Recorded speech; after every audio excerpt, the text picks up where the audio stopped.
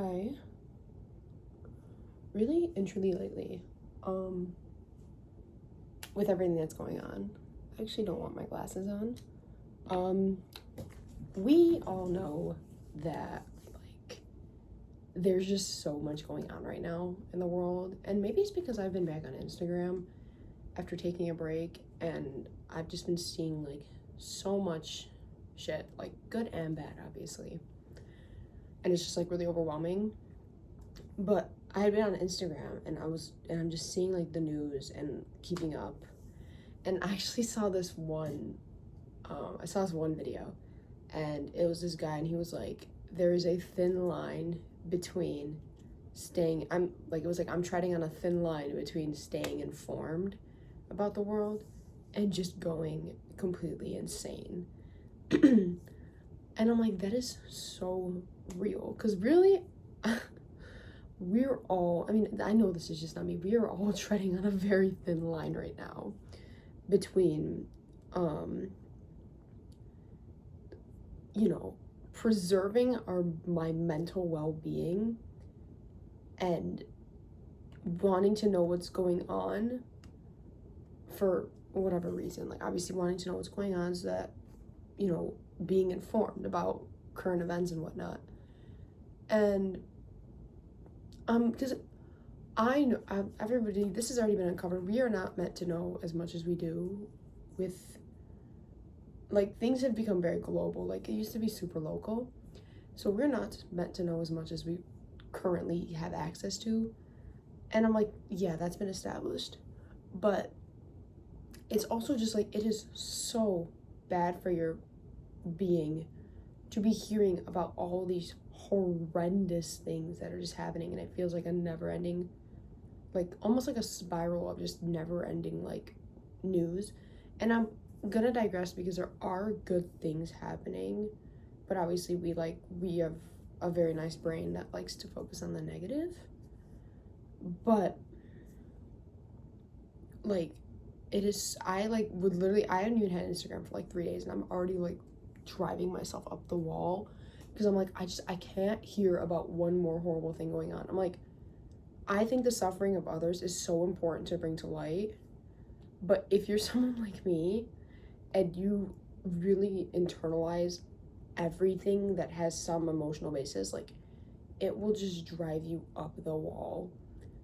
Like, I feel like makes you feel just like, never felt more numb in my life, because I'm literally had like, it's literally self-preservation, because it's kind of ironic too that like the people who tend to internalize and feel the most also have the defense mechanism of trying to numb and repress themselves when it comes up or when they're being impacted, which I think is kind of interesting. But yeah, no, it's making me go crazy. And it's like, you don't have to, but I'm like, I need to know. Like, I need to be, I'm so scared of becoming some weird out of touch person who just like doesn't, because have you seen like mostly adults, but even people our age, like on social media, who you can tell by the way they talk and act and like even their beliefs, like they're like, you're like, you are so out of touch. You like just don't, you are either ignorant or just intentionally cruel, you know? And I don't think it's our job, but as singular human beings, to solve the problems of every single person suffering here and around the world in general. I don't think that's a task one person can handle. As someone who feels obligated to save the world, you know, the saving the world complex, who feels obligated to make the world a better place. Not even obligated, I think more or less that's my passion. Like, I feel like if anyone just asks me what I want to be now, I'll state like the generic answer that appeases them, like whatever college or career I'm feeling that day. But like deep down, like, what I want to do with my life is more of a concept than a career. It's just to help people and to kind of have that knowing that you are making a good difference in your life and the lives of others. I think that's my passion. I've really been thinking about that a lot.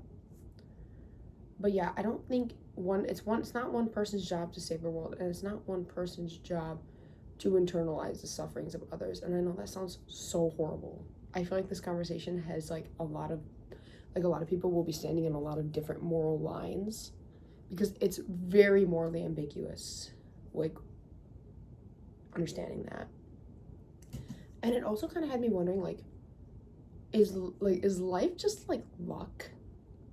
Like, was I just born lucky to be born into a life where I'm provided for, I live in a safe environment for the most part, and like I have everything I need, while someone else, you know, how many thousand miles away has like no access to food, water, or shelter? Like, really and truly, like, what is this deciding factor that makes it so that I have a good life, but some other kid, some other girl, literally probably my age, just doesn't get access to these things? And obviously we can do the God conversation and stuff. I know, like, in Catholicism, Christianity, you have like God's like permissive will, and God's like, I don't really remember. I went to a Catholic high school, but I didn't pay attention too much in theology. But there was something about God's will, and it's just like, did I just get lucky? Like, is there, like, why should I have all these? It's just so bad. It's like a guilt thing. Like, why do I get all these good things, and this person who has just as much potential and is just as human as I am not get those things? And I know, like, we live in a world of contrasts. Like, without no darkness, there would be no light. Without, you know, this, there wouldn't be that. And I'm like, yeah. And that's like such a horrible thought that and I hate this one. It's like, without the poor, there would be no rich. And I'm like, I literally hate that so much. But at the same time, it's like, it's true, at least in America. Like, the poor, like, obviously fuel the rich. Like, it creates this extreme contrast. But yeah, I'm like, did I just get lucky? Or is there something, like, what was the deciding factor in making it so that I got this life and not literally any other life in the infinite amount that exists, you know, in this world? I think that's crazy. But I also like to, you know, I kind of like to think of it as like, those who were, I suppose, lucky do have the obligation to help others who are less fortunate. I mean, that's what everyone is taught. I, like, really and truly genuinely feel like I would be eaten away by guilt and shame if I didn't use the resources I have to help others, because that is just so, it's so horrible. I mean, if you were gifted this life that you didn't even ask for, and it's filled with the comforts and whatever that you need, like, you have to give it to people. Like, greed is so horrible. Greed and, like, pride, even, I mean, not pride, but yeah, greed and just like the pride and like self-pride that almost fuels like selfishness and superiority. It's literally one of the worst vices, I think, ever. It's so bad. But yeah, I think, like, really and truly, sometimes I just want to like claw my eyes out with how much is going on around the world. I'm like, why do we allow evil people to be in power? Because they lie and they cheat and they have the resources and the ability to, yeah, it's really unfortunate. And I'm not gonna say like that this woke movement isn't moving. I mean, a lot of people like to use woke as a slur, and I'm like, that's really not how it works. That's a whole nother conversation though. But I do think everyone is saying like the people are waking up, and I really sure hope they are. And it's like, I think waking up is the first stage. Like, you can't just wake up and say like, oh, government is bad. Well, yeah, we know. You really, and I'm moving into this one too, like, you also kind of have to fight to make that said difference. And it is so hard to do that today. You feel like you'll do anything and it just makes no difference.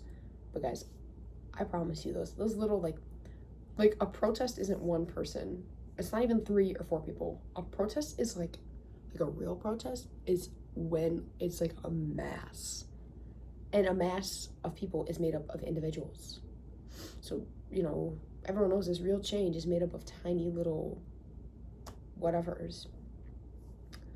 But yeah, I feel like the morals of my country this country have become so blurred. Like, I'll hear one thing and then I'll hear one thing and then I'll see something completely different happening, and I'm like, you are just a lie. You're just a lie.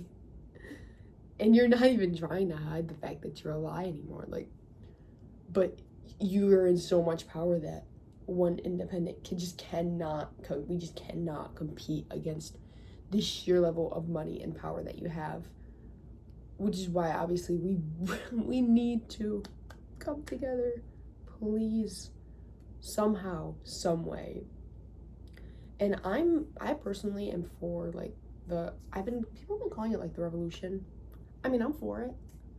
Like, I believe, like, I'm all for that revolution of whatever it's looking like.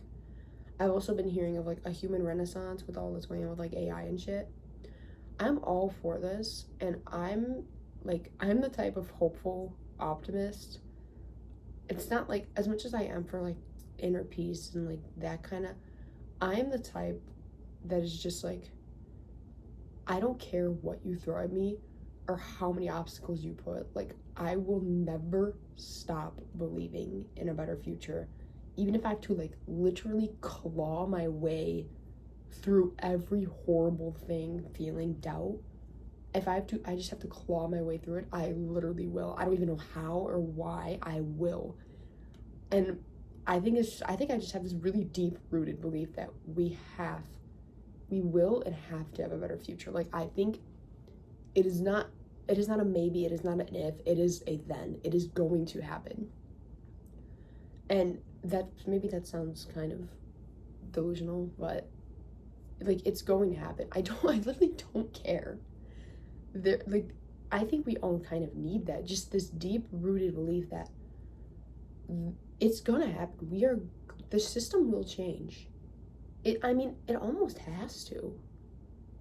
If we look at history, like, it's kind of a little spiral. Like, it's almost like the change is kind of inevitable, and we're on the crux of it. We're on this, like, really weird crux between what was old and what was new, and we just need, like, a little more time before the tipping point. American history was a while ago for me, but I remember for the American Revolution, it was like it was obviously a buildup of so many things, like taxation, no representation, whatever. But there was, I gotta look it up now, because there was like one event that just, like, set it off and really, like, kickstarted it. And I firmly believe we are gonna have something that, like that. It's probably gonna be horrendous, but something that is just gonna be this tipping point that just whoosh, starts it. What? I'm using Google because I want to know.